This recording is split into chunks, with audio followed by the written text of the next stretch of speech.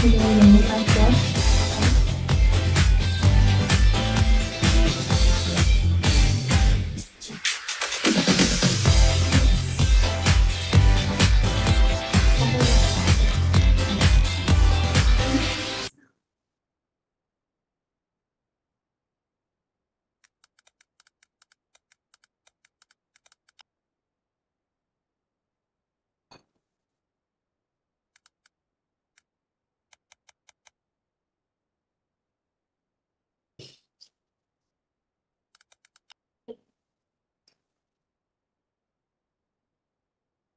Mic test.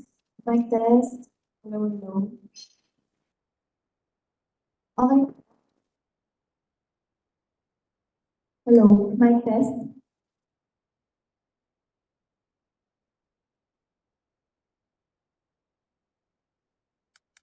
Mic test, mic test. Hello. Hello, hello. Mic test. Lalakasan ko na lang po yung boses ko.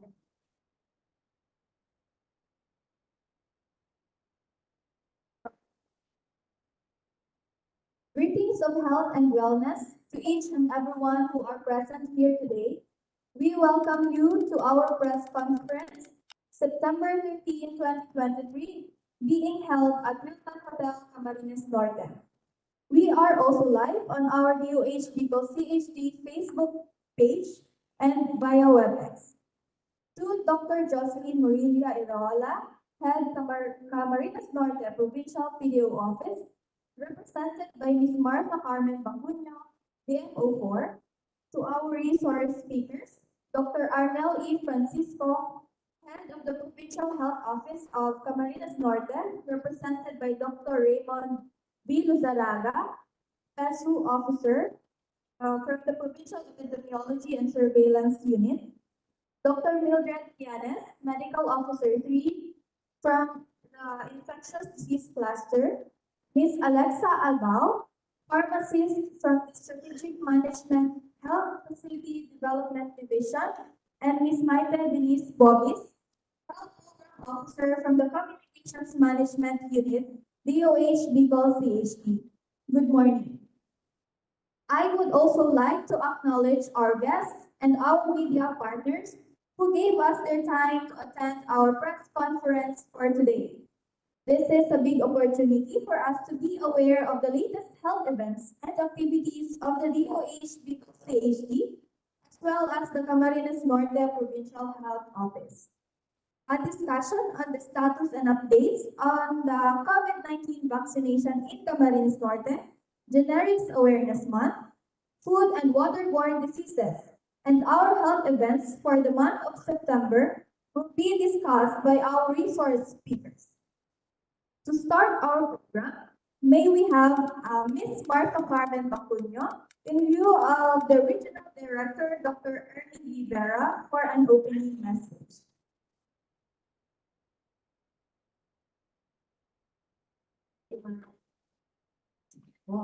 Good morning.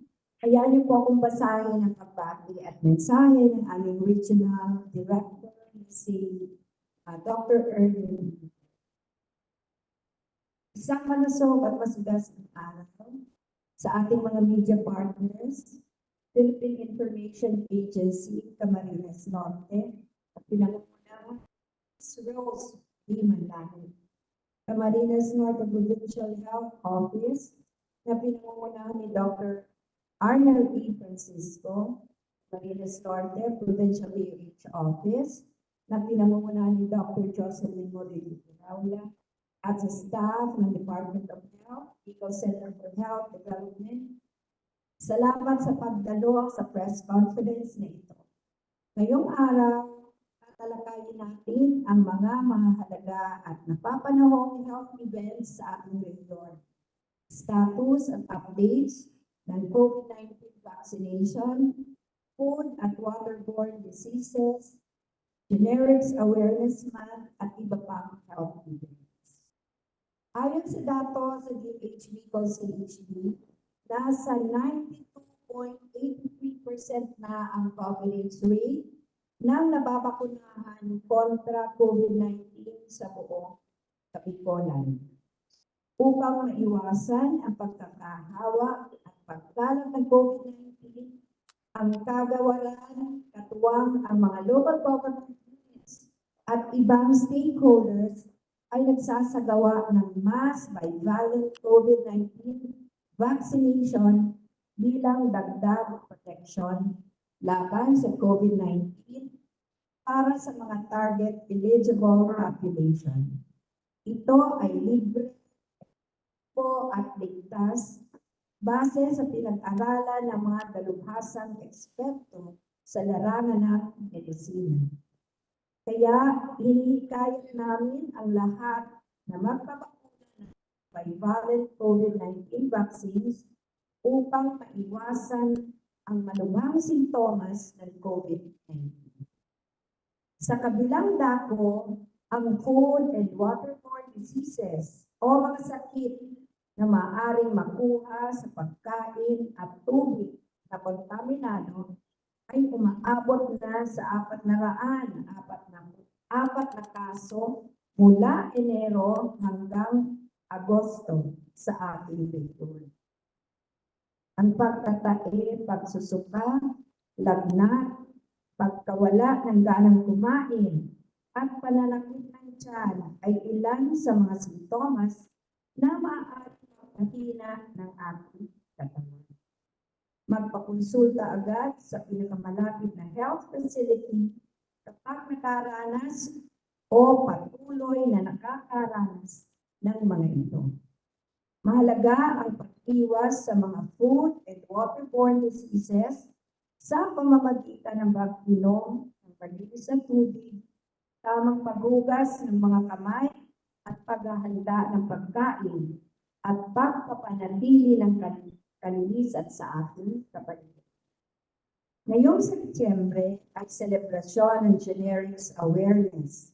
Ang kagawaran ay patuloy na sumusuporta sa pagtiyak ng abot kaya at epektibong gamot para sa lahat. Mayroon tayong workshops na gaganapin para sa mga barangay health workers at iba pang aktibidad upang mapatibay ang advokasya sa generics drugs. Ang lahat ng mga programa at mga kaganapan nito ay ipapaliwanag ng mas malawak ng ating mga resource speakers na naririto. Kami po mula sa kagawaran ay nagagalak na makasama kayo sa araw na ito. Naway patuloy tayong magtulungan na maibahagi ang mga programa at aktibidad ng kagawaran para sa ikauunlad at ikabubuti ng kalusugan ng bawat Bicolano.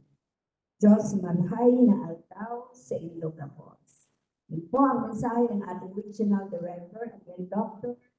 Ernie B. Vera. Good morning. Thank you so much, ma'am. Moving forward, let us start our discussion on the first topic, the status and updates of the COVID-19 vaccination in Camarines Norte, to be presented by Dr. Raymond Vino Zaraga, PESU Officer from the Provincial Technology and Surveillance Unit.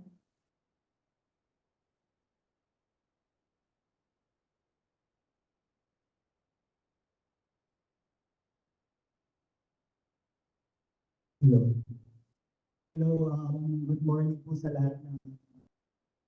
So I'm Dr. Raymond Lizarga, the PESU Officer of Camarines Norte, here in behalf of our head, PHO2, Dr. Arnel Francisco. So I'm here to discuss the current status of COVID-19 vaccination po sa Camarines Norte. And before we start, gusto ko lang po kayo bigyan ng konting overview kung ano na yung status ng COVID-19 natin here in Camarines Norte.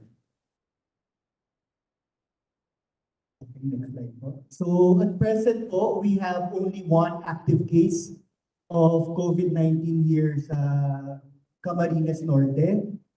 And sa buong 2023 po, naka-record po tayo ng 300 cases of COVID-19 from the very beginning, and 20 po ang ating cases of death, and 279 po ay recovered na.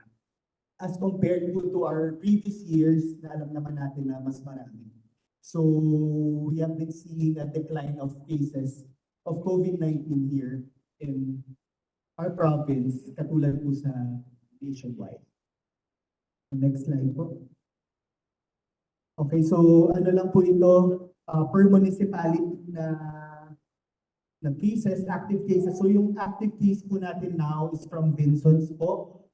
And the rest po wala namang active case. And this is just a breakdown po of all our cases for as of September 11. Yes po. Alright. And yan po yung breakdown of our cases for 2023. So, yun nga po, as was mentioned, we have one active case. Okay, so ito lang po yung number of specimen na pinapadala natin sa ating mga testing centers at laboratory. So, as you can see po, talagang pababa na po ang number of cases na sinesend po natin at number of cases na nagpa-positive. Okay po, so ito lang po yung vaccination status of our case po. So, second dose po siya ng Sinovac. No booster dose po. Thank you. And for the main event, this is the vaccination status of Camarines Norte.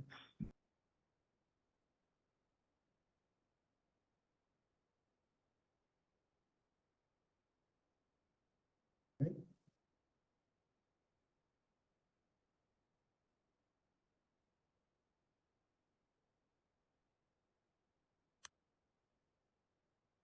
So, medyo maliit po yung picture, but i-discuss ko na lang po. So, as of September 12, 2023, this is the current vaccination status of Camarines Norte. So, ang overall vaccination status po natin is 82.9% with 3 of our municipalities po na almost there na po sa ating overall vaccination status na requirement. Ang Jose Panganiban, Labo, and Vinsons. And we have po na kailangan pa mag-catch up sa overall, which is Paracala and Santa Elena. So for those na 60 years old and above na ating population, we have a total of 75.9% vaccination status. With those po na kailangan pa maghabol, Labo, Paracale, San Lorenzo, Ruiz, Santa Elena, and Vinsons po. While sa 18 to 59 population po natin, ito po yung maganda tayo, 93.5%. Good accomplishment po tayo dito sa ating population na to. Sa 12 to 70 population po, 111.9%, which is a good accomplishment din po. And dito po sa 5 to 11, so our pediatric population, mababa pa rin po, 23% lang po ang nagpa-vaccine. So this is not good accomplishment, and we have to strengthen our drive for vaccination. So for the next slide po, for those po na mayroong at least one vaccination, we have 82.9% po. Partially vaccinated, 72.3%, and fully vaccinated, primary series po, 75.1%. And then those po with first booster of vaccination, we only have 12.5%, and those who received the second booster of COVID-19 vaccination, we only have 2.02% of the entire population of Camarines Norte. That's it po. Thank you. Thank you po, Dr. Sarada. Next po, on the discussion of the food and waterborne diseases.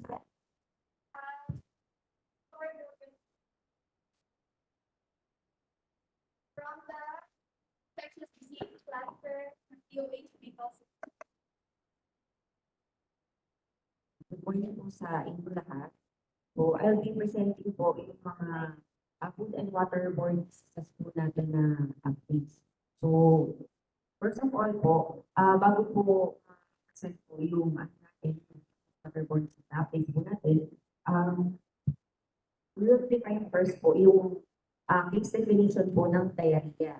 So, di ba po, pag sinabi kasi diarrhea, madami pong nalilito na usually po pag sinabi diarrhea, karamihan po, iniisip po is yung diarrhea is mismo yung sakit. Pero yung diarrhea po talaga ay isa po siyang sintomas ng mga sakit. So, paano po ba natin masasabi na meron pong diarrhea yung isang tao? Meron pong diarrhea yung isang tao kapag meron po siyang passage of 3 or more na loose, watery or bloody stool sa 24 hours period. Tapos less than 14 days po. So, yun po yung case definition po natin ng diarrhea. So, yung diarrhea po, divided po siya sa infectious saka sa non-infectious po na causes. So, pag infectious po, yun po yung karaniwan na alam po natin na mga sa dulot po siya ng mga viruses, bacteria, mga ganun po. So, yung isa naman po na ano niya is yung non-infectious diarrhea. Ito po yung, ang cause naman po niya is itong mga sumusunod po. Okay. So, ito po yung mga usual na causes po niya.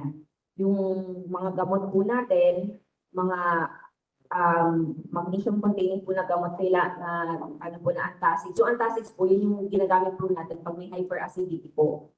So, saka yung laxative naman po, di ba po yung ginagamit natin pag may constipation po tayo. So, minsan, part of side effect po ng mga gamot na yun ay pwede pong magkaroon ng diarrhea or kung nasasobrahan po ng pag-inom, pwede din po mag-cause ng diarrhea.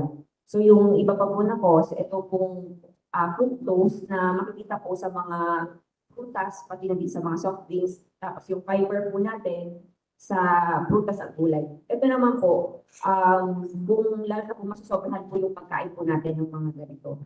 Tapos yung sunod po, yung mga parasitic na worms. So, kailangan po talaga na, di ba po meron naman tayong campaign na deworming program. So, kaya po important po talaga na may implement po siya sa mga munisipyo po natin, sa mga RH po natin, para po maiwasan po na, lalo na yung mga bata na magkaroon ng madaming bulati kasi pwede din po siya mag-cause ng diarrhea. At yung susunod po, yung sa indigestion. Ito po yung usual na alam natin na pag nakakain po tayo ng mga, lalo na pag mga ngasebo, mga oily po na pagkain or napadami yung kain, pwede pong hindi natunawan na pwede din po mag-cause ng diarrhea. Pwede din po yung mga allergies sa mga pagkain, tapos yung stress din po na pwede din po magka-cause ng non-infectious diarrhea. So, syempre, nakalagay po na infectious. So, ito po yung mga hindi nakakahawa po na diarrhea po natin. So, yung susunod po, yun po, ito yung familiar po talaga tayo. Ito yung infectious po na diarrhea or nakakahawa po ng mga diarrhea. So, masasabi po natin na acute infectious diarrhea siya kapag meron po na diarrhea, tapos may kasama din po na pagsusuka, tapos masakit yung tiyan at may lagnat. Di ba po pag lagnat, alam po natin na sign po yun ng infection. So, ito po yung mga common na nakikita natin ng mga ng mga sakit po na ang sintomas po ay diarrhea. Yung mga acute bloody diarrhea po. Usually po bacterial po yung cause po niyan. Tapos yung sa rotavirus po, mga viruses din po na mas nakikita po siya sa mga bata. Tapos yung hepatitis A po na ang difference niya po dun sa mga ibang mga sakit po natin na napakos sa diarrhea. Siya po yung naninilaw po yung yung skin tsaka yung sa may mata po natin. Tapos yung typhoid fever po, ito na po, ang kakaiba sa kanya is meron po itong may diarrhea, tapos meron din constipation po. Tapos yung amoebiasis, tapos yung cholera po. So itong cholera, ito po yung mas i-reiterate ko lang po kasi ito po talaga yung between po dun sa mga nasabi po natin ng mga sakit, ito po yung pinaka-delikado kasi mga in 2 to 3 hours po na mag-start po yung ating pagtatae, ay pwede po mamatay yung yung isang tao, lalo na po kung bata. Kasi ito po yung type po ng diarrhea or type po ng diarrheal disease na pwede po magkaroon ng severe po na dehydration na mabilis po talaga na mamatay yung isang tao. So yung mode of transmission po niya, yung po mga ito pong mga infectious diarrheal diseases, pare-pareho lang naman po yung transmission niya kung paano siya nakukuha. So yung pong pagkain or pag-inom po ng tubig na kontaminado po ng mga human waste or mga may bacteria po, ito pong mga sakit po natin to. So yung signs and symptoms niya po, pare-pareho lang naman po di ba na sumasakit yung siya, nagkakain, may lagnat. Pero po ang kaibahan naman po ni cholera, siya lang po yung yung diarrhea po na hindi po sumasakit yung tiyan. Di ba po tayo pag nagda-diarrhea, ang una po natin yung nararamdaman is masakit po yung tiyan. Yung diarrhea naman po, ang usual na symptom niya po talaga is hindi masakit yung tiyan, pero dumi lang po ng dumi ng tubig. Tapos yung itsura po ng dumi is yung para po nilugas ng bigas. So yun po yung kakaiba po sa kanya. So pag may nakita na po na gano'n, mas mainam po talaga na maidala na po siya sa health facility po natin para maagapan po, lalo na po yung mga bata. Tapos kung meron pong orisol sa bahay, mas mainam po na mapainom po muna ng orisol bago po maidala po para at least lalo kung malayo pa po yung dadalhan ng health facility po. So ito po, ganyan po yung itsura po ng stool niya. Kasi tapos dire-diretso lang po yung pagdumi. Talagang tubig po siya na parang hinugas ng bigas. Tapos yung usual po na odor niya, yung malangsa po. So ito po yung paunang lunas po natin, yung halimbawa nagkataon po na sa bahay po wala pong orisol na nakastock, pwede po tayong gumawa ng activate na orisol. So ano lang naman po siya, 1 litro ng tubig sa 4 hanggang 5 kutsarita ng asukal, saka 1 kutsarita ng asin. So yan po yung mas mabuti talaga kung malaman po ng lahat para kasi hindi naman lahat po talaga may nakastock lagi na orisol po eh. So ito, pwede naman po tayong gumawa ng homemade na orisol. So ito po mga iba pa po na mga paalala tungkol po sa diarrhea management. So ang diarrhea po talaga, lalo na po yung infectious po natin, ang pinaka-primary po natin na management is rehydration. So dapat po talaga hindi po ma-dehydrate or maubos maano po ng tubig kasi yun po yung nag-cause po na pwedeng mamatay po yung isang pasyente. So kailangan talaga po yung orisol tapos maagapan po talaga lalo kung bata po. So pag nagbe-breastfeeding naman po, nagkataon po na yung bata po ay may diarrhea, hindi po dapat itigil yung pag-breastfeeding. Dapat po dire-diretso pa din po yung pag-breastfeeding. Tapos in addition po sa pagpapabigay pa din po ng orisol or kung talagang malala, talagang sa hospital na po para maswaruhan na po.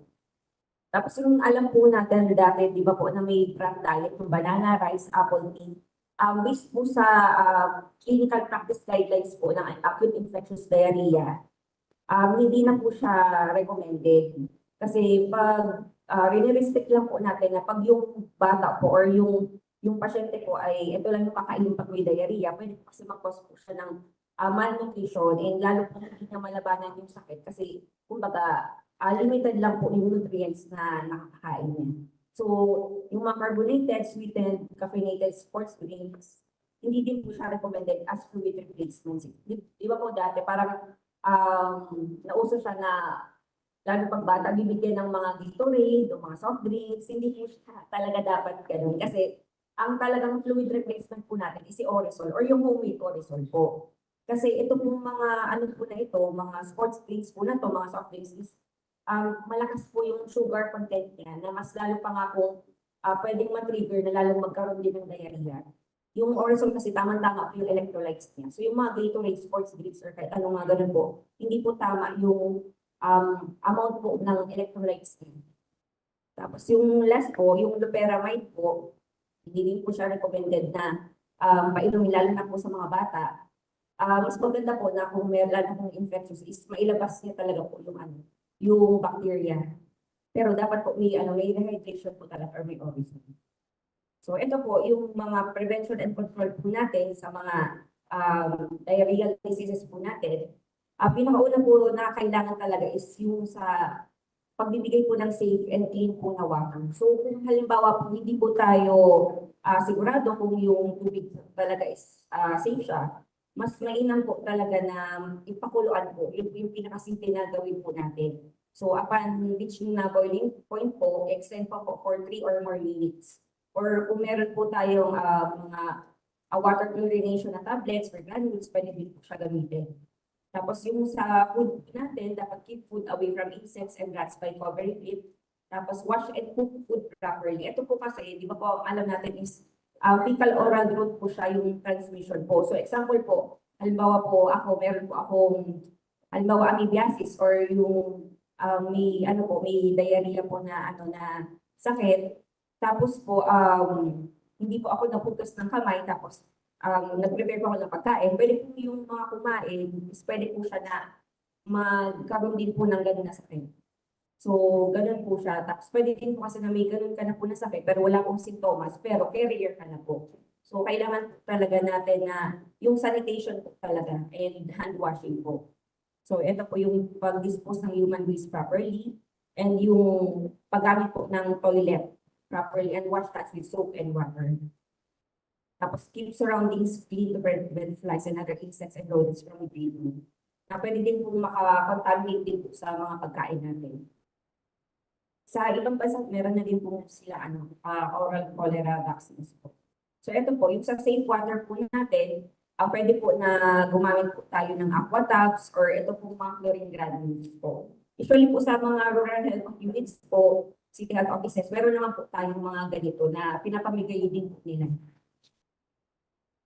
So ito lang po yung mga natin, mga reported health events po natin or mga clustering po ng mga diarrheal cases po mula nung January hanggang ngayon po. So next slide po. So as of September po, meron po tayong halos 11 na clustering. Next po. So pag clustering po, ibig sabihin po na is, halimbawa po yung isang lugar, ang usual niya po na diarrheal na kaso is sabihin natin 5 sa isang buwan or isang taon. Tapos pag masasabi natin clustering, pag tumaas siya doon, so yun po masasabi natin clustering. So pag may mga ganun po na mga kaso ng, lalo pag may clustering ng cases, ang actions taken po ng DOH Bicol is yun po, nag-coordinate po kami sa mga provincial na food and water board na coordinator regarding po din sa reported cases para po makita namin kung ano na po yung status ng patients, tapos yung mga surveillance po ng status po ng clustering po. And reiterate din po namin yung advisory po ng diarrhea at saka establishment po ng Orisol Corner.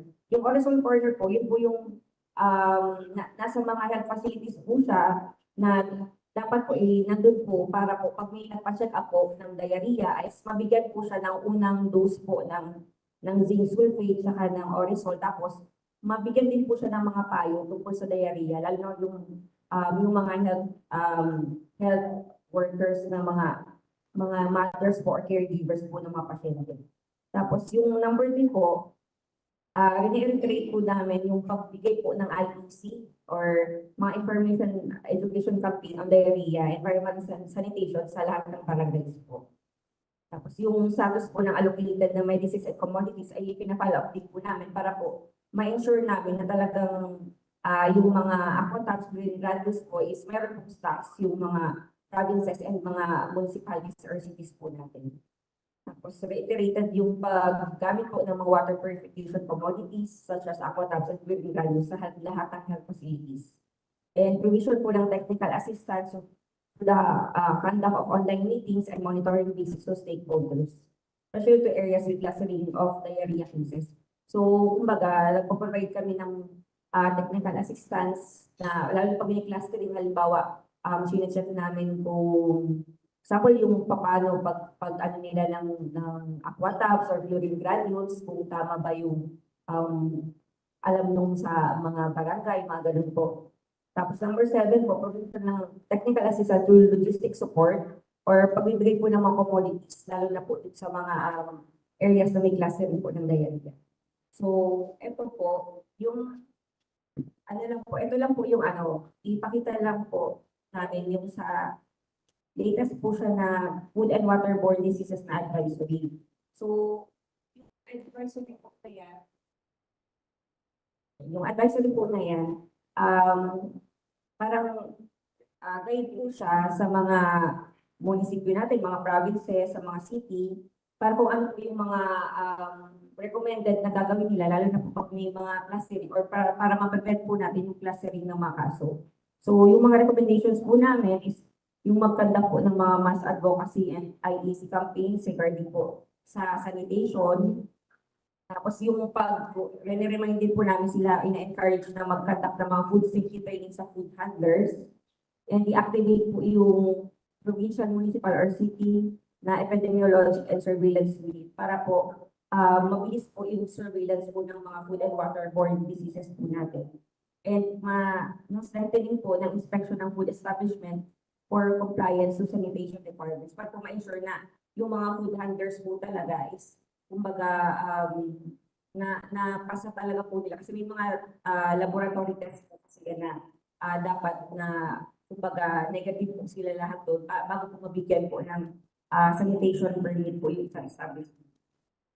Tapos yung reminder or recommendation din po namin na yung functional na orisol border po natin sa lahat ng facilities at yung dati po nilang check yung availability na meron po yung mga orisol natin in zero iba pa po mga commodities na ginagamit po sa treatment po sa food and waterborne diseases natin.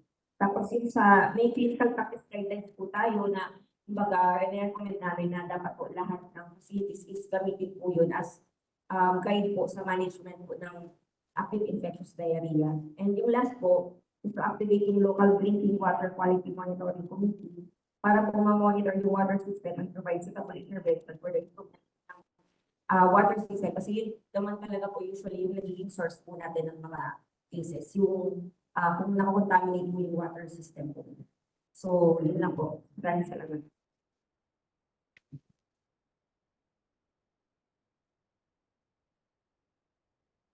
Thank you so much po, Dr. Vianet, for the clarifications and information. Next, we have Ms. Alexa Albao, pharmacist from the Strategic Management and Health Facility Development Division from the DOH Bicol CHD to discuss the generics awareness.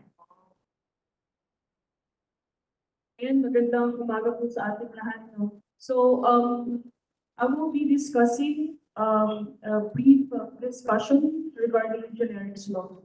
So,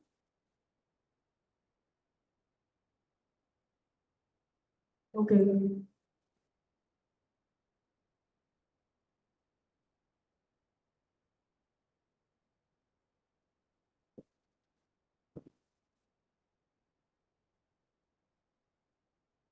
Ma'am. The PowerPoint.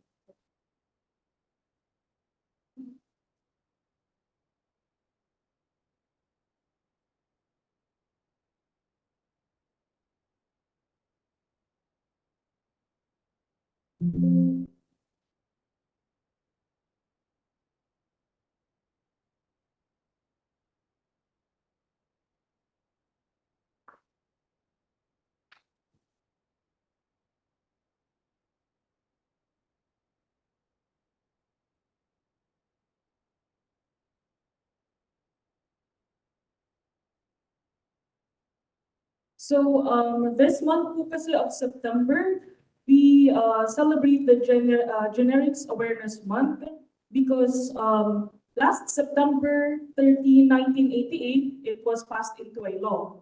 So, for the background of the generics law, the Philippine health sector, under the leadership of the Department of Health, celebrates Generics Awareness Month every September to commemorate the passing into law of RA number 6675 or the Generics Act of 1988 and to promote the use of generics by the general public. Now, ngayong taon po, it marks the 35th anniversary po of our Generics Act. And as we celebrate this milestone, we came up with a theme of kalusugan ay palakasin, generics ay ating tangkilikin. Ito naman po ang layunin ng ating Generics Act of 1988 or RA 6675. First, to promote, encourage, and require the use of generic terminologies in prescribing sa manufacture po ng ating mga gamot. Second, to ensure the adequate supply of drugs with generic names. Third, to encourage the extensive use of drugs with generic names. So next, ito naman po ang policies o polisiya ng ating batas ukol sa generics. First is mandatory generic labeling for our manufacturers. And then second would be the generics prescription policy. Now, this strict generics prescribing in the public and private sector. Kaya po, dapat ang ating mga reseta ay mayroong generic name and then naka-enclose sa parentheses ang ating mga brand name. So, it is much better if si generic po talaga ang importante dun sa prescription at dapat hindi po siya nawawala sa ating mga reseta. Pangalawa naman po ay generics dispensing and substitution sa ating mga butika. Now, therapeutic substitution is not allowed. And for the generics menu card sa mga butika din po. So, what is a generic medicine? So, generic medicines are copies of originator branded products or innovator drugs and not covered by patent protection. So, ang generic na gamot, isa itong mga kopya ng mga originator, branded, or innovator ng mga gamot, and ito ang mga nauna sa market. And usually, wala itong patent. Second naman po, familiar naman tayo ditong lahat ng ating mga branded generics. Ito naman po ay off-patent medicine that is sold under a brand name. So, binibenta ito ng may brand name. Dito po papasok si ating Biogesic or Dolphinal at wala po itong patent. Next is our uni-branded generics. These are affordable generic medicines that are sold with a single corporate brand. So, ito ay affordable or murang generic na mga gamot na binibenta sa pangalan ng kumpanya o korporasyon. Dito po papasok ang ating RightMed, Forex, for example. So, an innovator medicine naman po, it refers to the first drug that was created containing a specific active pharmaceutical ingredient that received approval for use. Now, this may be patented. And itong mga gamot na to po ang ating naunang ginawa at naging available sa market. At ito ay naglalaman ng mga pharmaceutical ingredient na unang inaprubahan para magamit at pwedeng maging patented. It may be non-patented or off-patent and may be patented. So next, bakit po sinusuportahan ng kagawaran ng kalusugan ang paggamit ng generic medicine? So, generic medicines offer substantial health and economic benefits to patients, their families, and the national system. Now, the affordability of these medicines will better ensure that patients will complete their treatment regimen and get well. Now, savings from quality generic products can be directed toward other health priorities, thus enabling the government to provide care for many to achieve the UHC or the universal health care.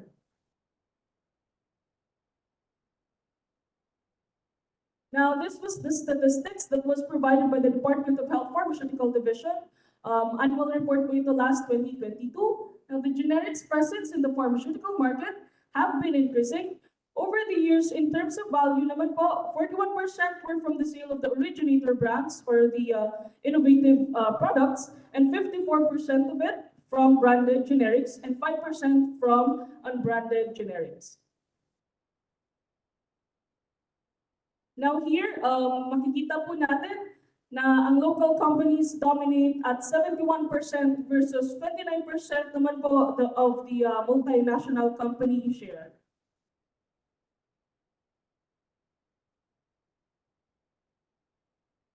So this year marks the 35th year since the inception and passing of the law, and we will be celebrating this milestone with the theme, Kalusugan ay Palakasin, Generics Ating Tangkilikin. And these are also some of the samples of our generic social media cards. Yan po, ating mga materials para po sa generics po, generic drugs. And para po ma-access po ninyo, ito po ang ating link, generic materials. na nasa file po sa Google Drive. So you can save the link.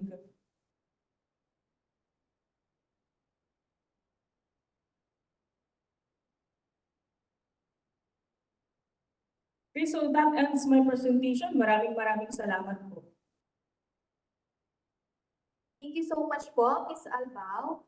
Finally, we have Ms. Maite Denise Bobis, our Health Program Officer from the Communications Management Unit, to present the September health events ng DOH, PCOH. Okay, so good afternoon for everyone. Good morning for everyone. Sorry. So in behalf po of head of the unit, I will be, and also the CMD, Dr. Rose, we will be presenting po the health events for the month of September. Okay, so yung una po na, next slide.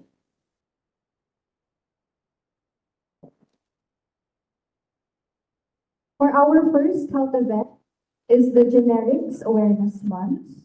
So this month of September po is known as the Generics Awareness Month, and it aims po to spread awareness tungkol sa paggamit po ng generic drugs as mentioned po ni Ma'am Alex kanina. So this provides safe, effective, and low-cost quality medicines for all. So yung celebration po natin na ito is sinusulong po yung paggamit and yung sa supply, distribution, and of course yung acceptance natin ng mga generic na brand of medicines. And of course, this ensures din na lahat tayo, na accessible ito sa lahat ng Filipinos nationwide. Next. World Patient Safety Day every September 17. So ito po World Patient Safety Day calls for global solidarity and concerted action ng lahat po ng countries and international partners para po ma-improve ang safety po ng bawat patient natin. So this not only brings together our patients, pati na rin po yung kanilang families, caregivers, health workers po, and yung mga healthcare leaders natin and yung mga policy makers para po mag-come together and show their commitment sa pag-prioritize po ng patient safety. Next. World Environmental Health Day is celebrated every September 26. So itong araw po na ito is celebrated annually, and the theme is Global Food Safety and Sustainability, protektahan ang kapaligiran para sa ating kalusugan araw-araw. Ang goal po nito, World Environmental Health Day, is to support the provision of clean and safe food and water para sa ating global population and yung sa communities po natin para maintindihan nila yung kahalagahan ng sustainable food production. Also po, ang achievement ng mga goals na ito will enable yung ating public health gains and reap other environmental benefits. Next is the World Suicide Prevention Day every September 10th. So this was organized also by the International Association for Suicide Prevention. This event is about our global community also to encourage us to engage with each other and to join together to spread awareness ng suicide prevention. So kasi every year po, suicide is among the top 20 leading causes of death globally. So we really need to prioritize this bukod sa physical health and yung mental health natin. So malaking impact din po yung magagawa natin if we prioritize this. Next is the World Rabies Day every September 28. So this is the first and only global day of action and awareness for rabies prevention. So it is also an opportunity for us to unite bilang isang community and yung sa ating individuals, mga NGOs, government agencies to connect and share yung kanilang magagawa for this celebration. So this focuses yung sa vaccination natin, foundation ng mga rabies control efforts, and the theme po is Rabies Vaccinate to Eliminate. Rabies One Health Zero Deaths. Ayan. Next.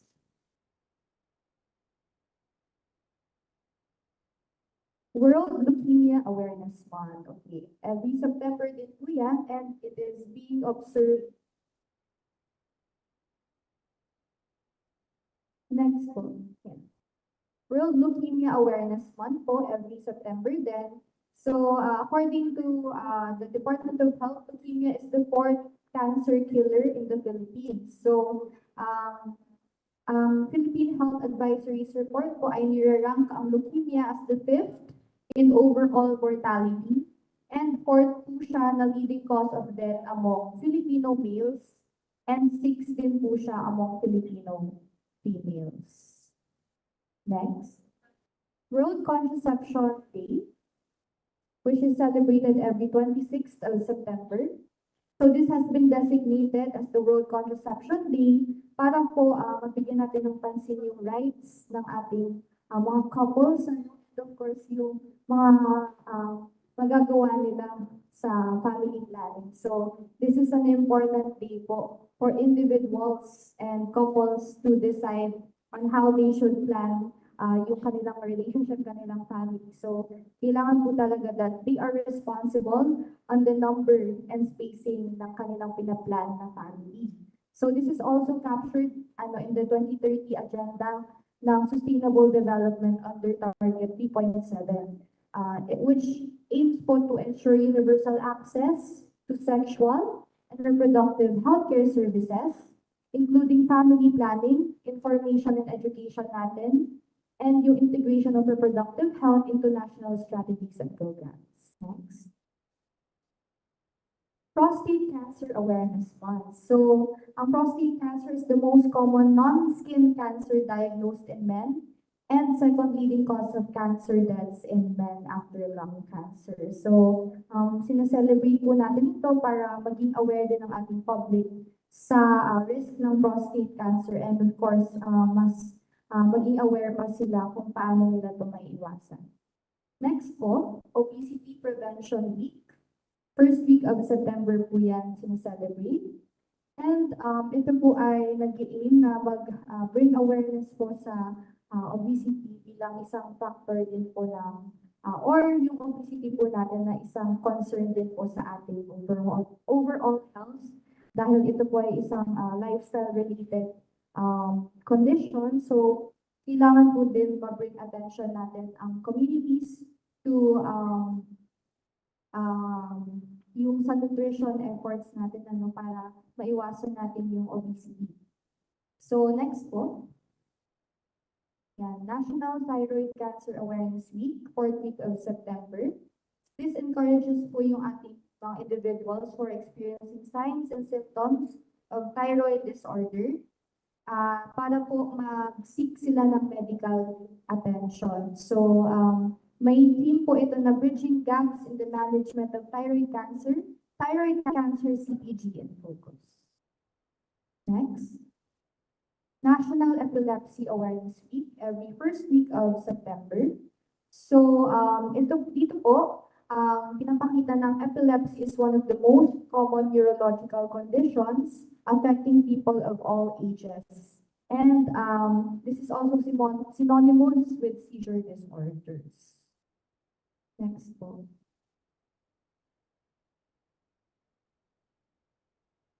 Ayan. So, Childhood Cancer Awareness Month naman po. So, this is an annual international awareness month to raise support, funding, and awareness ng childhood cancers and yung impact po nito sa mga survivors or sufferers. Ayan, sufferers and families of sufferers of childhood cancer. And itong month din po is sineselebrate natin para to commend yung mga cancer survivors natin or yung mga talagang naging challenges ng mga children natin na who experience cancer. Next. Cerebral Palsy Awareness and Protection Week, every September 16 to 22. So, this establishes a barrier-free environment for persons with disabilities nationwide and malaman po natin kung ano yung mga causes ng disabilities which can be prevented. And yung in cases po na kung nag-exist po yung mga disabilities na yon, dapat po ay ma-detect natin siya ng mas maaga and appropriate interventions should be made. Next, so malapit na po tayo sa last na event, Blood Cancer Awareness Month, which is also celebrated every September. This is an opportunity to raise awareness po sa mga cancers sa blood and other disorders. And it also gives a second chance at life for blood stem cell donors to provide yung kanilang blood for those in need. And yung ating last na health event is yung Alzheimer's Disease Awareness Month every September 21 to 25. So, ito pong, or week po pala, sorry. Alzheimer's Disease Awareness Week. So, ang ating AD affects an estimated 20 million people worldwide and is the third leading cause of death for persons over 65 years old. So, yan po yung ating mga health events for the month of September, which yung ating media, next slide, which you can access po dito sa ating bit.ly link. Nandiyan na po lahat ng ating mga materials, IEC materials na pwede niyo pong mag-disseminate. So, yun lang po.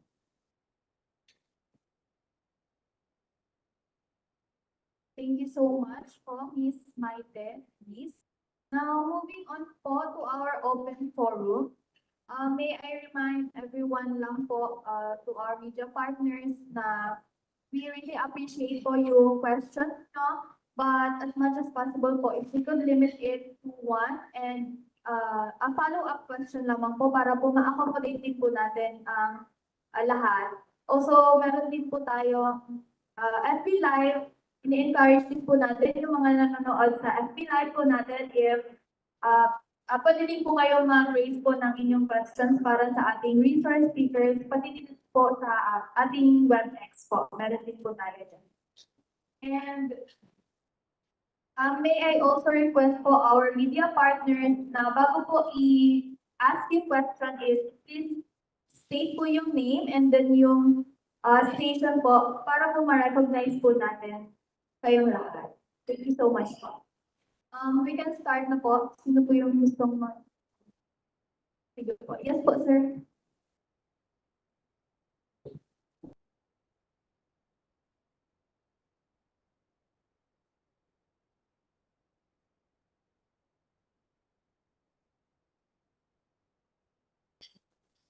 Good morning po sa panel of the members that we have here in our present. Welcome po sa Camarines Norte, kina Doc and everyone else. Ang question ko po is about sa generic drugs kay Ma'am Alexa or anybody who could answer questions po. The first one is, Ma'am, how would you debunk yung myth of inferior quality ng generic drugs as compared to branded medicines. Kasi from time immemorial, hindi naman po nawala talaga yung issue. Especially now na ang daming lumalabas na mga generic drugs. Mas pinipili malalasan yung branded pa rin instead of mas affordable pero sa isip ng iba, it's questionable yung effectiveness ng generic. How do you deal with this one? Actually, sir, magandang katanungan po ilan usually po ang ating publiko, kapag sinabing generics, ayun nga na ikukumpara ito sa ating mga branded na mga gamot. So, sir, ang ating mga gamot, bago po ito ilabas sa market or sa kaso naman po namin sa Department of Health, bago po namin ito ibigay sa mga pasyente, nag-undergo po sila ng laboratory analysis. So pinapadala namin po ito per batch number ng ating mga procured ng mga medicines which are generic medicines. Pinapadala po namin ito sa FDA or the Food and Drug Administration for testing of the potency and safety and quality na rin po ng ating mga gamot, sir. Oh, and another one is comparatively yung for example yung sa isang brand po ng gamot, comparatively generic tsaka branded medicine, ano po yung sa prices mo? Gano yung gap nila sa price when it comes to the cost? Sir, we can base on the DPRI or meron tayo ng reference index kung gaano po. Yung meron kasing range, sinusunod po ang ating mga butika when they sell the drugs. So meron din sa range per medicines. So there's like a book. Are we talking about the price, sir? Apo. Drug prices reference index. You may refer to that manual. Meron po yan, sir, sa DOH website. Okay, ma'am. Yes po. Para siyang, sir, range, minimum and then maximum range ng pwede natin i-price sa ating mga gamot. Individually per gamot. Thank you, ma'am. Okay po, thank you po. Thank you po, sir. Now, next po, Sir Rick po from Power Radio.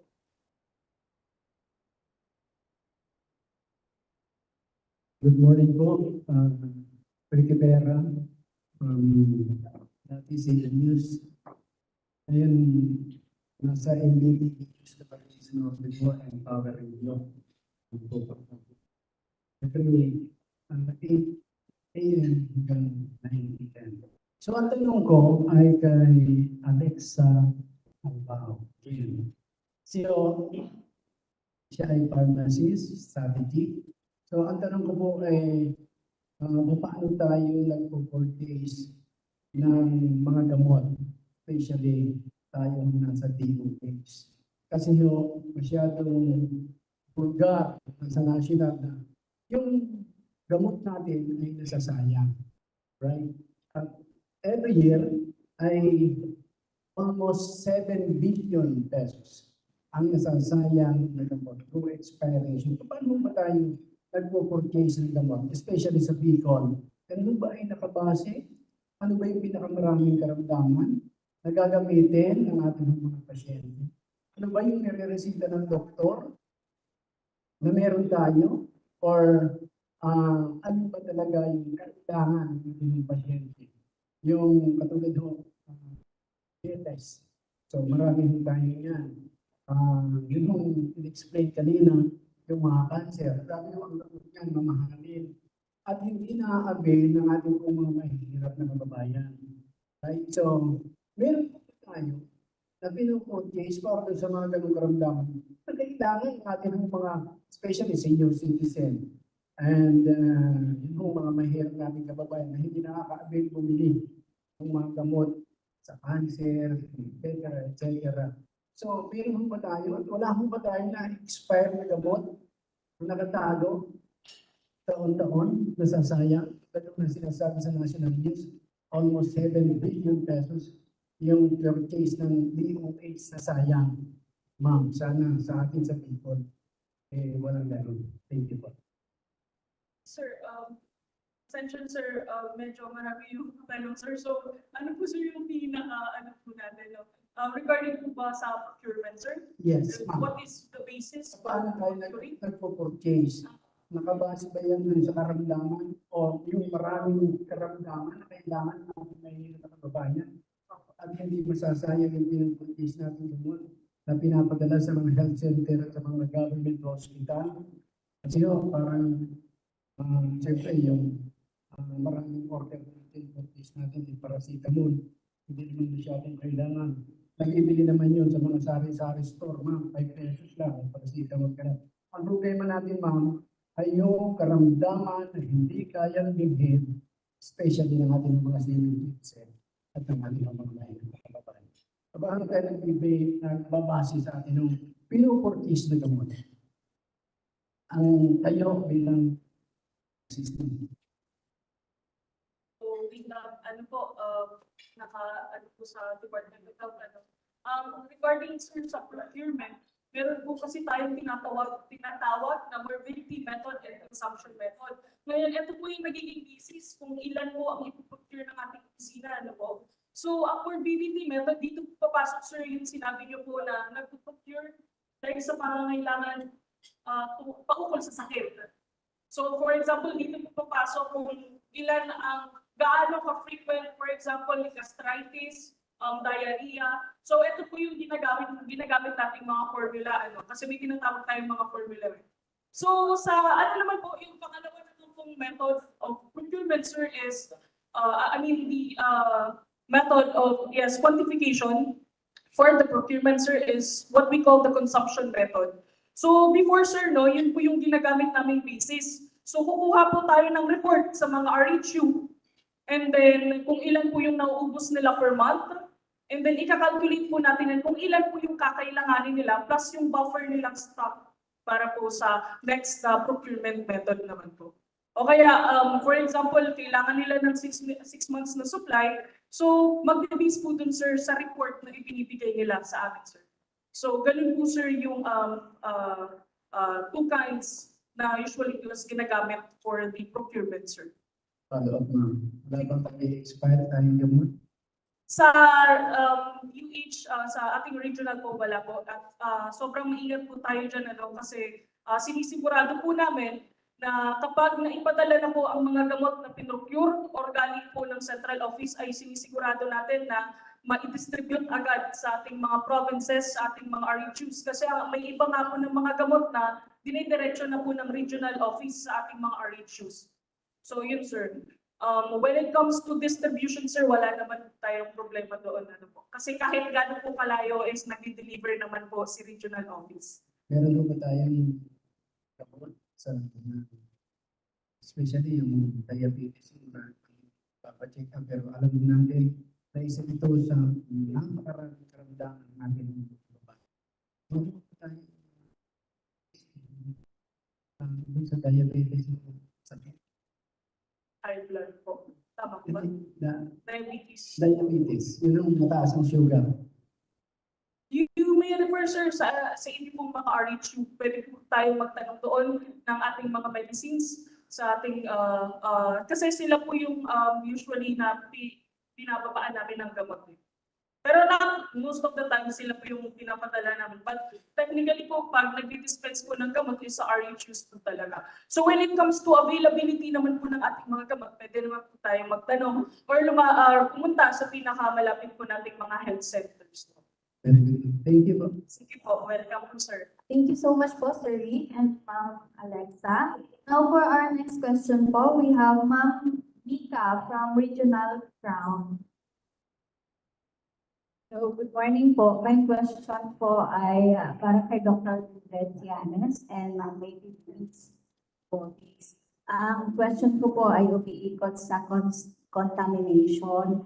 Baka pwede po natin maibaba yung information dissemination na yung halimbawang mga bake shop natin, kapag may langaw yung kanilang kita, pwede itong makalipat ng bacteria doon at pwedeng ma-ingest ng mga bata. Awareness na lang po, ma'am. And yung follow-up question po, ma'am, is karamihan sa mga minero ay hindi aware sa kanilang contamination of arsenic mercury exposure. Ano po yung hakbang nila para maging aware sila at hindi sila lulusong sa mga health centers kapag medyo nahihirapan ng huminga? Ano yung pwedeng paraan na gagawin nila para mawala yung exposure nila? Opo. Yes, ma'am. Health program po. Hello. Thank you po, ma'am.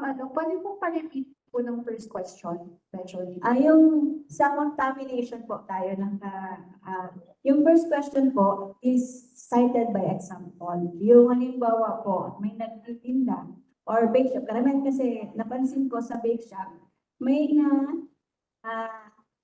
sasaraduhan ng mga langaw sa loob.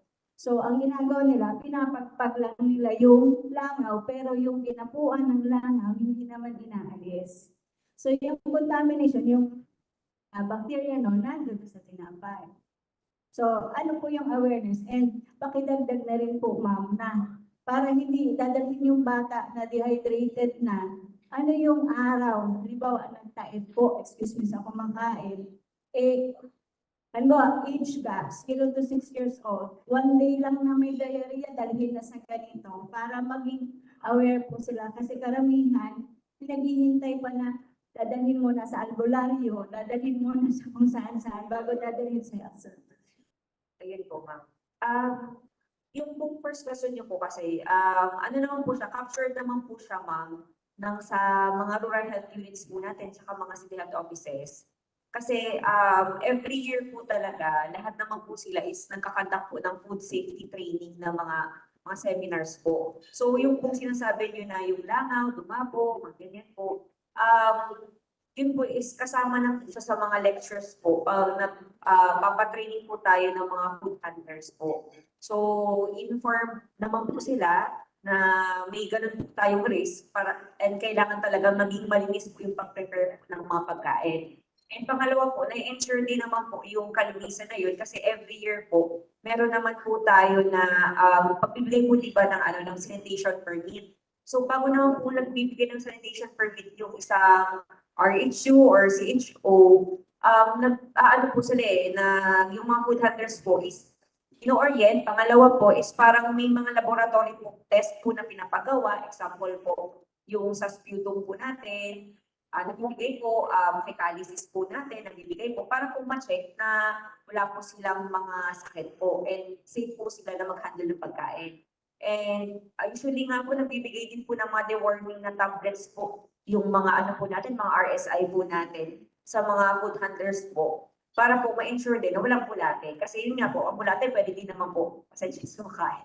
Pwede din naman talaga po siya na maipasa kung yung pong food handler is, halimbawa, meron din po hindi nabugas sa kamay, nag-prepare ng pagkain. Ganun po, pwede din po siyang mapasa sa ganun na way. So, in short po, na-ensure naman po yung ano natin, yung food safety natin kasi lahat naman po yan is tinitignan po ng mga RHs po natin bago po nagbibigay po ng sanitation permit. So, part din po ng gawain din po ng sa RSI is nag-i-inspect din po ng mga mga facilities po, ng mga restaurant, ng mga para makita din po kung paano po yung sa preparation ng malinis pa yung yung kitchen, mga ganun po. So, yun po. Ayun po. So, okay po, sa part naman po ng advocacy ma'am natin. So, sa CMU po kasi naglalabas po kami ng mga social media cards sa Facebook page, yung DOHP called CHP. So, follow niyo lang po yung page namin and then naglalabas naman po kami doon ng mga wild SMC. So, iba na, kasama naman yung sa waterborne food and waterborne disease, yung influenza, leptospirosis, tsaka dengue. Ayan. So, naglalabas naman po kami every now and then, lalo na kung may, wag naman sana kung may outbreak, naglalabas po kami ng mga materials. Thank you so much po, to Mika and our speakers. Now, moving on po sa next nating video partner na magtatanong, si Ma'am Desiree from DWLBFM.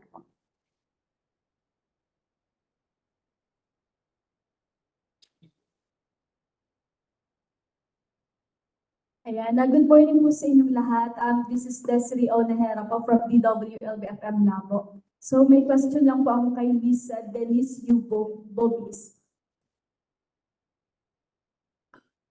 Ma'am, nabanggit niyo po kanina yung tungkol po dito sa leptospirosis. So meron po ako dito question po, is it possible to add the leptospirosis awareness to the generics awareness month?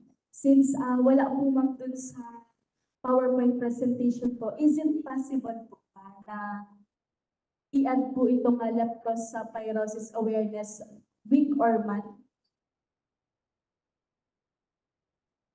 I think po, we should ask them, Ma'am Alex, kasi sa generics siya pinapa-connect.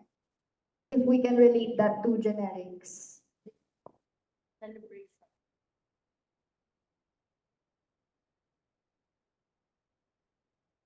Yes. Okay, excuse me, meron po kasi tayo ibang yes, we have different program coordinator po kasi sa leptospirosis which can answer your question. Unfortunately, wala po siya ngayon sa panel namin, but we can, entertain that question and get back to you. Thank you po, ma'am.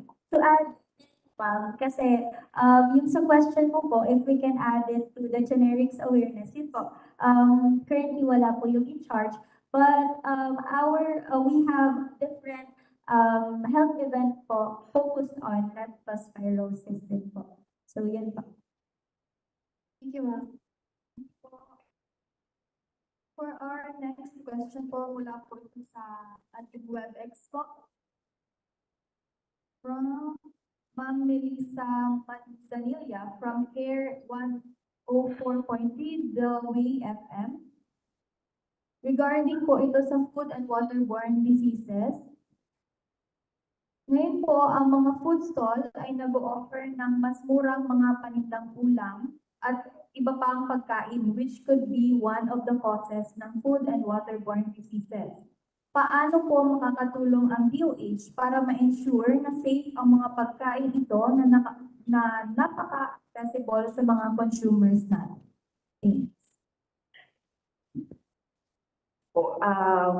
Sabi ko kasi sa DOH, more of ano po kami, technical assistance po. So kami po yung taga-remind po sa mga rural health units, sa mga city health offices, regarding po dyan sa yung pagbibigay po natin ng mga sanitary permit na maging mas strict po talaga and talagang i-follow po yung mga guidelines na kailangan kung magbibigay tayo ng permit, dapat kompleto po yung mga laboratory test ng mga food handlers, dapat naka-attend sa mga orientation, kumbaga well-oriented po yung mga food handlers natin kung paano po yung sanitary practices po ng pag-prepare po ng pagkain. So, kumbaga kami po yung sa DOH po, nagbibigay po ng guidelines, ng mga recommendations, and nag-monitor din po. Pero yung talagang pinaka-implementation po talaga natin is per rural health units or per city health offices po talaga siya.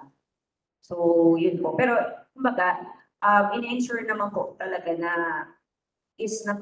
gagawa po nila yung mga yung mga function po nila, which is yun nga, na dapat yung nabibigyan ng sanitary permits, karapat-dapat talaga po na mabigyan. So, yun po. Thank you so much po, Dra. For our next question po, we have Sir Ronald Mulili from Brigada News po. Gandang umaga po. Shoutout ko lang po yung nasa DOH because si Mr. Lear Asuncion. Gandang umaga.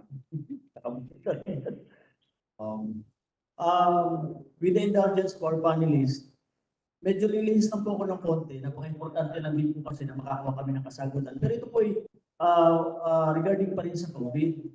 Kasi alam niyo po, yung problema ba sa pagkadili ng HEA, ng ating mga healthcare workers, kasi nakarating na rin po yung problema yung sa CNPA sa 8888. And I understand na meron na rin naman po sagot yung HR.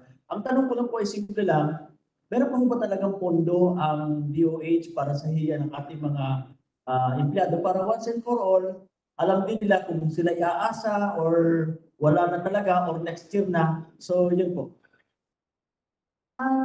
About po sa question po niyo, sir, sa ngayon po hindi po natin siya ma-acknowledge yung question kasi wala po tayong representative from our resource speakers para po masagot yung questions po natin. But we will give po feedback po once po na kausap na po natin yung assigned person po for that question, for the topic. Opo. Thank you po. Ito po, ito na po talaga. Siguro address ko na lang kay Doc Luzaraga. Doc, hindi rin po ito sa COVID, pero hindi rin po doon sa talagang pinag-usapan natin yun. Kaya lang gusto ko lang din po ma-address. Kasi panahon na tayo din tagulan, kahit El Nino. Follow up lang po doon sa mga reported nung nakaraan, yung tungkol po sa malaria case po natin sa Paracale o sa iba pang mga munisipyo, considering the fact na tayo po ay ginugusto na natin na maging malaria free. So with the indulgence of our panelists, lumis lang po ako ng konti. Salamat po.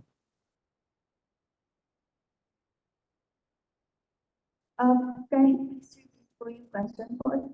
So sa ano po, yung sa malaria po, kasi nung nakaraan po, siguro mga 2 months ago, doon po sa pagpupulong ng ating mga municipal health officer, nabanggit po yung nagkaroon ng parang kaso ng malaria sa Paracale. So, pwede po ba na mabigyan tayo ng update dito? Considering nga po na tayo sa lalawigan ng Camarines Norte, ang direksyon na po natin ay papunta na tayo sa malaria free. So, pakibigyan na po kami ng update. Salamat po. Good morning, sir. Yung tungkol sa malaria case po kasi natin, wala po akong knowledge about it.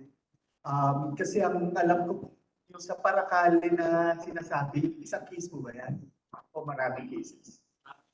Marami. So, wala pa pong sinasabit na report sa PESO about dun sa malaria. Pero I'll get back to you po about it. No, I'll ask the program coordinator for malaria. Ayan, thank you po. The last two questions na lang po ang okay. Po, sir.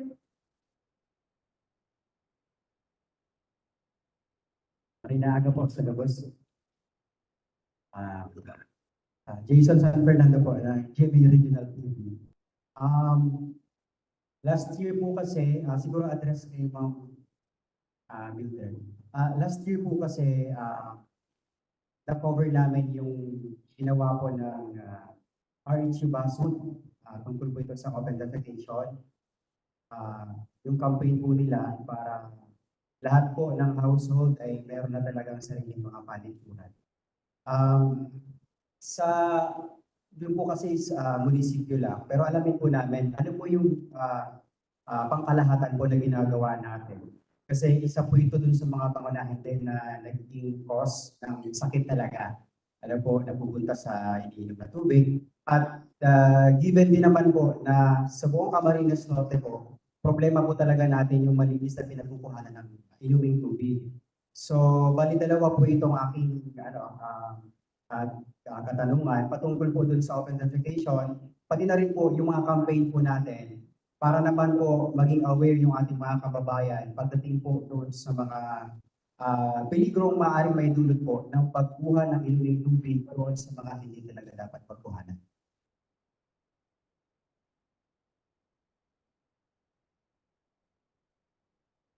Sir, yung sa first po ng question nyo, yung sa zero identification po. Sa QH po kasi, nag-augment po kami ng mga toilet na bowls, tapos binibigay po siya sa mga RHUs po. Actually po, ang talagang i-charge po dun sa pagbibigay po ng pag-augment po is environmental health program po namin. Pero yun po, kasi safe cluster naman po yun, kaya alam ko din naman po na yun talaga po yung binibigay po na augmentation po sa mga RHUs po. Pero every RHUs and city health offices, meron naman po silang budget or binabudgetan din po talaga yan ng every RHU na meron din po silang maibigay or may augment po ng mga toilet bowls po dun sa mga nangangailangan po. Kasi iba po may data naman po sila kung anong barangay po or anong barangay po yung wala pa talaga or kung madami pang walang mga toilet facilities na maayos, yun po yung binibigyan nila. Pero kami po sa CHD, nag-augment po kami. Tapos maliban po sa pag-augment, regular naman po yung pagkakandak ng mga online meetings or meetings sa mga sanidad para ma-remind po, lalo na kung may mga bagong sanidad, para ma-reorient po regarding po dun sa zero authentication po natin. So, yun po. And yung sa second po na question nyo po is yung sa water naman po.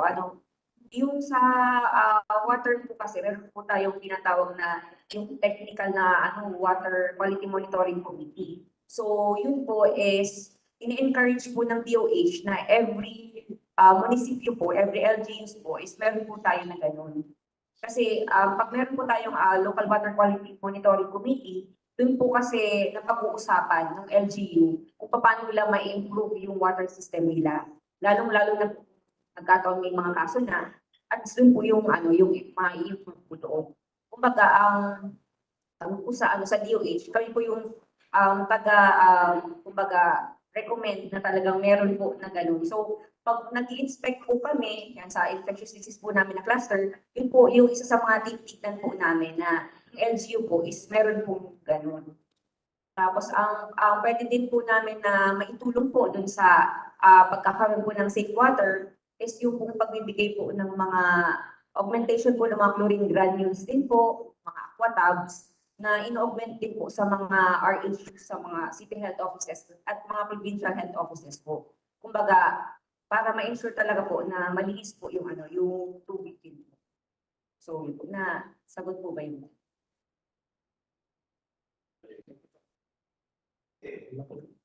Meron naman pong additional information lang po, sir, regarding COD. Ang COD po, yung mukhang i-upgrade na po. Hindi na siya zero open defecation program at barangay. Like Basod po, ang Basod is by 29 barangays. Gagawin na po ito na COD municipality. Na kung ang Basod may 29 barangays, kailangan 100% ng barangays ng Basod is COD para si municipal is ma-awardan siya as COD municipality. Ganun na po ang i-upgrade po yan ay ating program. Ganun na, para ma-encourage na o ma-push ng munisipyo ang lahat ng barangays na maging COD. Hindi pa ako magpa-follow up, pero siguro po to follow na lang. Pwede po ba namin, pwede kami makahingi ng kahit data na lamang po dun sa mga municipality po pagdating po sa pag-comply po nila dito sa COD. Sir, ibababa pa lang yan, bagong criteria sa mga LGUs. Pero so far, ma'am, sa kasana po yun. Pero sa record ng mga barangays, kung aling barangays ng bawat LGU ang COD na, meron po niyang record ang mga RSI, sanitary inspectors. Yes. Thank you so much po, Dr. Janice and Ma'am Martha. Hey, ma'am, siguro ma'am itong question ko is parang hindi naman related sa medyo pinagtakal kanina. Kasi dito sa Camarines Norte, wala kasing nagiging ang tawag dito, parang hindi nasasagot yung mga tanong. Lalo sa mga LGUs, itinuturo ko sa DOH, regarding dito sa mga may mental health po natin, yung mga mental health din sa mga sa sentro. Sa DOH po daw ito, ano yung program po ata? Meron pang, ano ba ng DOH? Yung mga baliw, naglalakad yan, kasi tinataboy, ayaw namin ng ng DSWD sa DOH daw ata ito. Ngayon, ano po yung program po ng DOH dito para dapat bang kunin yan o saan ilagay? And meron din po tayong mga kababayan dito na something may diferensya na nahihirapan sila doon sa mga gamot pupunta pa sa Camarines Sur or darating dito isang doktor from Camarines Sur para sa kanilang maintenance. May program ba DOH dyan para alam naman yung pupuntahan po nila? Kasi medyo nahihirapan. Sakasakali baka ma-recover pa yung ng pamilya, yung kanilang relatives, natutuluyan yung kanilang sakit. Ano po yung programa po ng DOH po dito? Morning, sir. Ang programa po ng DOH ay yung mental health program. Actually po, katulad sinabi ni Dr. ang DOH po is more on technical assistance. So regarding the mental health program po, ang DOH po ay nag-conduct na po ng training. Wait back years pa on mental health. May mga municipal health officers po tayong train. Train. And ang kaso po ito is palagi po is hindi naman po ito sa DOH lang. Kasi technical assistance na po kami. Ang implementers po ay ang LGUs. So collaboration po ito. And also ang DOH po ay nagpo-provide ng free meds for mental health. Hindi po yun na-devolve sa LGUs. Patuloy po na magiging available ang mental health medicines from the DOH po. So, yun. Ayan. Ang problema po yata natin regarding po doon sa mga palaboy na may sakit sa isip is mukhang from other municipalities po yun. na bakit nakarating dito, kaya mahirap mag-trace din po. Pero sa collaboration po yon between different stakeholders like LGUs, kasi sa lugar po nila yun. And yun na nga po sa DOH, yung po facility, pwedeng i-refer po natin sa ating mga mental institutions. At yung medicines po, may binababa po tayo sa rural health units na mga medicines for mental health. Ayan, thank you so much po. For our, Yung ba kasi, tungkol kasi din sa ano. Kasi meron akong kilala na every last Friday yata na pupunta ako sa LPH para injection ng vitamins para ang problema ko kapag kasi sinusunod yung time na pupunta na siya, ayaw nang pupunta yung pasyente. Kaya lumalala ko. Hindi yung pa pwede, ibigay natin sa rural health unit para mas malapit yung private kasi nandun siya sa malayong barangay ng Mercedes eh. Kaya nahihirapan ng mag-travel patungo sa wala ko ba tayong programa? CNPH lang talaga ho ba yung kung natin, yung pwede puntahan, eh, pag sinumpong eh, ayaw pupunta, ayaw aalis. So alam mo naman ho, may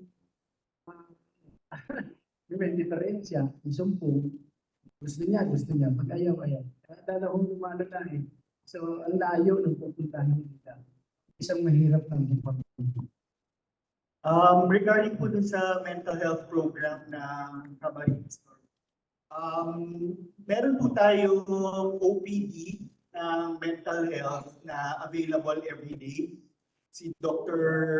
De Los Santos po yung in charge doon. Tapos, as for me po, tumitingin rin po ako ng mga mental health patients. And with regard to that concern po, marami na po ako mga pasyente na ni-refer sa RHU for continuation of their injections po. So pwede mangyari kasi mas madali po na magbahay-bahay with the right order po of the doctor.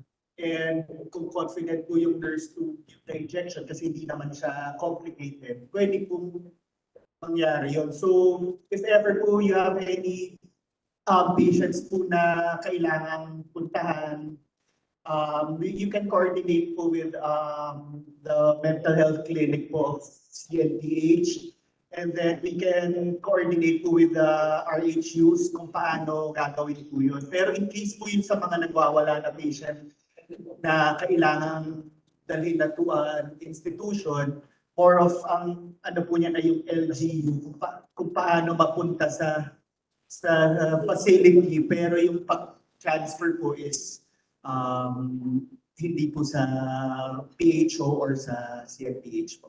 Thanks. ayan. Thank you so much po. Dahil po limited time na lang po ang meron tayo. Last two questions na lamang po. Galing po kay Ma'am Gina Pante mula po sa Radyo Pilipinas. And yung susunod po ay si Sir Christopher po mula sa Idol FM Diet. Good morning, everybody. I have a program in Radio Pilipinas at sa Power Radio din po. So, I saw in the agenda yung pong about sa COVID-19 vaccination in Camarines Norte. So, my question is, isa po baga, Doc Lozaraga, sa iyo po ito, yung nagiging dahilan na hindi tayo nagiging free sa COVID-19 because of mababa yung pong output natin, yung pong mga nagpapabakuna dito po sa ating Region 5 or sa Camarines Norte. So ano po yung mga madaling mga solusyon para po maiwasan ito at ma-encourage po yung ating mga hindi pa nagpapabakuna ng COVID-19 vaccine. Although, iniisip ng iba, wala na po tayong COVID-19 pero andyan pa rin po yung paligid lang po sa atin. Ano po ba yung ating mga estratehiya para po mas dumami yung po mga nagpapabakuna, hindi po nakakapagpapakuna? Salamat po.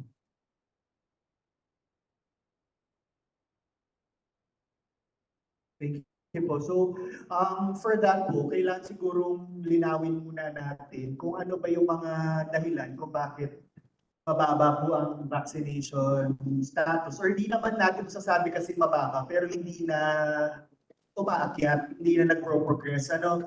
So, syempre, number one dyan yung vaccine hesitancy, meaning ayaw talaga magpabakuna ng mga um, tao or ayaw nilang pabakunahan yung mga anak nila kung minor pa. So, I guess, ang pinaka-important talaga is yung health education na laging sinasama na very, very cliche, pero yun talaga na kailangan inform natin yung mga constituents natin na talagang meron pang COVID kahit mababa. Tapos number two, siguro kailangan i-ensure natin yung public na yung mga vaccine natin ay hindi expired o kaya hindi near expiry kasi isa rin po yan sa mga naging dahilan kung bakit ayaw nila. Kasi kapag nakikita nila, di ba, na pa-expire na yung gamot na i-inject sa kanila or minsan nga expired na, DOH, nagbigay lang sila ng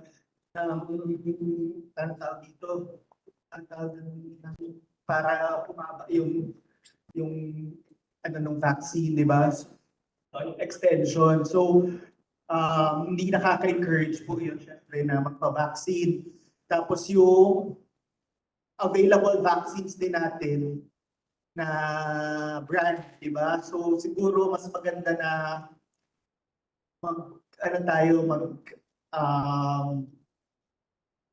lahat ng brands na gusto, dapat sana available para kung ano yung gusto mo, yun ang ipapa-inject mo. Pero mostly po, yun nga, more of partnership with the different agencies po of the province like DepEd, tapos na ginawa naman na po natin dati. And yun nga po, we're asking help from the media rin po na sana tuloy-tuloy pa rin po yung ating drive information and dissemination po for our COVID vaccine. Thank you po. Okay. Thank you so much, Paul, for that talk and to our media partners. However, due to nag-exceed na po tayo sa time po natin para sa open forum, ay ikakat na po natin ating open forum sa last na questions na po ito. Para po sa questions po na hindi po namin na-accommodate, ay maaari po natin itong i-send na lang po sa Media GC po ng DOH Bicol, and then i-coordinate po natin siya sa assigned na program coordinator para po sa inyong mga questions.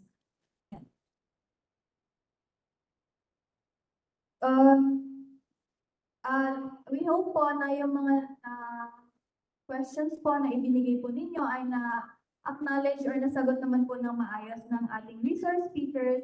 And we thank you po for your cooperation and pag-attend po ng ating press conference for today. And then before we end po our press conference, may we have our communications officer of the Communications Management Unit ng DOH Bicol CHD, Ms. Janine Loma Conde, for a short message. Thank you, Nick. Thank you so much po in behalf of the Communications Management Unit ng Department of Health Bicol CHD. Maraming salamat po. Ako po yung Communications Officer and pwede po kami magkikipag-ugnayan po kami sa ating media partners sa lahat po ng mga activities at mga gawain ng DOH Bicol. And we are very glad na nakarating kami ng Camarines Norte, and I guess sa mga feedback, ito ang isa sa mga very active media groups and media partners. Maraming salamat po. I would also like to take the opportunity to acknowledge or ipakilala sa inyo ang aming team sa Communications Management Unit. Si Denise po, si Ma'am Maita Denise Balbis. Siya po ay isang health program officer too, writer. Of course, siya din po yung nakikipag-coordinate sa ating media partners sa Media GC, yan, sa media relations. And po si Ma'am Denise. Katuwang naman natin sa write-ups at advisories at kung ano-ano pa po communications, materials at mga activities. Ito po si Nicole, ang ating host. Nicole Balcomino po. And of course, kasama din po natin ang graphics artist namin, layout artist, documenter, at lahat-lahat na din, si Ma'am Angel Chris Mayor po. And of course, sa live po natin, kasama natin si Mr. Rector Alcajela Jr., ang ating graphics artist na din. And nasa office po siya ngayon sa DOH Bicol CHD. Of course, ang aming admin si Ma'am Jezebel Caballero. So maraming salamat po sa aming PDO, headed by Ma'am Dr. Joy Raula. Okay, wala po siya ngayon because of an equally important matter. Kasama din po, or parehas din po ni Doc Arnel Francisco, ang ating PHO head. Dito po tayo ngayon. Maraming salamat po, Ma'am Martha Carmen Bacunia ng PDO, Dr. Raymond Luzaraga ng ating PHO, and of course, ang ating mga resource speaker, Ma'am Alex Albao for Generics Awareness, and Dr. Janice for the food and waterborne diseases. And of course, our HEPO2, HCO2, ng mga health events natin for the month of September. Abangan po na ninyo kami sa Camarines Sur next month po for the next press conference. Maraming salamat po. Konting reminder lang po. Ayan po, tapos na ang ating program. Pwede na po tayo mag-cut sa ating mga live. Konting reminder na lang po sa ating mga media partners, yung mga happy sheets po, evaluation sheets, paki-accomplish po before you go. And yung mga hindi pa po nag-attendance and acknowledgement, pa-attendance and acknowledgement. Yung mga may narinig po ako, hindi pa po daw kasama sila sa Media GC, baka yung punta po tayo sa registration area po. Hingin po namin yung details niyo, Facebook account, and all po para po ma-add po kayo sa Media GC. Maraming salamat po. Ingat po tayong lahat.